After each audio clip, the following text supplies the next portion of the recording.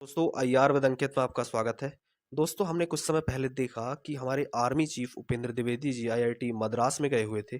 वहाँ पर उन्होंने विभिन्न प्रकार की घटनाओं को जो भी हमारे ऑपरेशन सिंदूर के बाद या फिर ऑपरेशन सिंदूर के समय जो भी घटित हुई थी और हमारे आर्मी, हमारे एयरफोर्स, हमारी नेवी के द्वारा किस प्रकार से इंटीग्रेटेड तरीके से काम किया गया और किस प्रकार से एक तरीके से बढ़िया और एक समन्वय जिस प्रकार से दिखा उसकी तारीफ करते हुए बात की गई।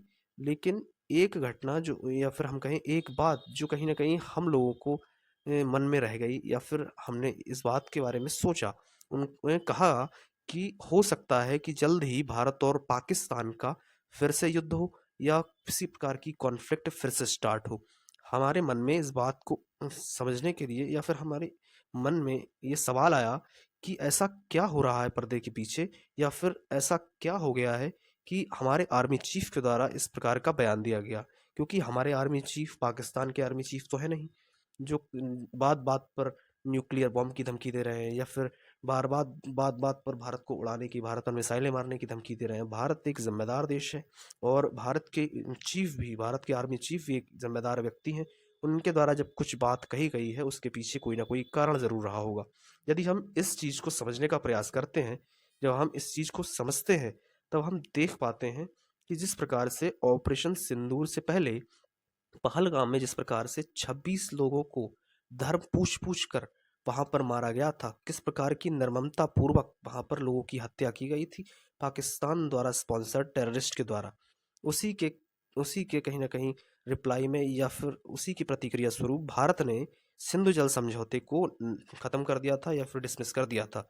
उसका कहीं न कहीं पूरे पाकिस्तान में रोष जैसी स्थिति उत्पन्न हो गई थी, क्योंकि सिंधु नदी वही नदी है जो कहीं न कहीं एक पाकिस्तान को प्राण देने वाली नदी हम कह सकते हैं, क्योंकि पाकिस्तान में कृषि का मुख्य साधन या फिर कृषि में जो पानी लगाया जाता है उसका स्रोत मुख्यतः सिंधु नदी ही है। यदि सिंधु नदी का पानी रोक दिया जाता है या उसका नदी का पानी कहीं न कहीं अगर डाइवर्ट किया जाता है तो पाकिस्तान में स्थितियां बहुत खराब हो सकती हैं। इसी के चलते हमने देखा भी था कि विभिन्न नेताओं के द्वारा, चाहे वो बिलावल भुट्टो हों या फिर कोई भी अपोजिशन के लीडर ही क्यों ना हो, वहां पर वक्तव्य देते हुए भारत को धमकाते हुए नजर आ जाते थे। और हमने ये भी देखा कि कुछ समय पहले, हाँ कुछ समय पहले नहीं, मैंने 2-3 दिन पहले की अगर हम बात करें तो हमने देखा था कि पाकिस्तान के आर्मी चीफ या हम कहें कि field marshal Asim Munir US की विजिट पर जब गए हुए थे, उन्होंने भारत को साफ साफ धमकाते हुए कहा था कि यदि सिंधु नदी पर कोई भी बांध बनाया गया या फिर कोई भी वहां पर संरचना बनाई गई तो हम वहां पर मिसाइलें मारकर उसे गिरा देंगे या फिर हम उसे बनने नहीं देंगे।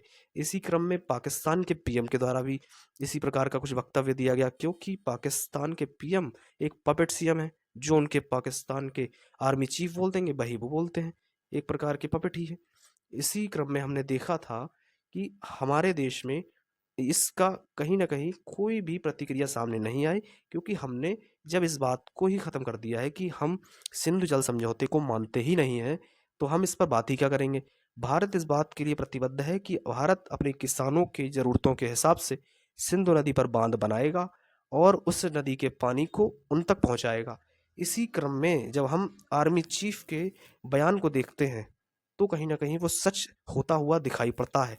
जब हमारे आर्मी चीफ ने इस बात को कहा था कि हम उस समय पाकिस्तान से अकेले नहीं लड़ रहे थे, जब ऑपरेशन सिंदूर की उन्होंने बात की तो उन्होंने कहा कि हम ऑपरेशन सिंदूर में अकेले नहीं लड़ रहे थे, उसके साथ चाइना एंड टर्की जैसे देश भी शामिल थे।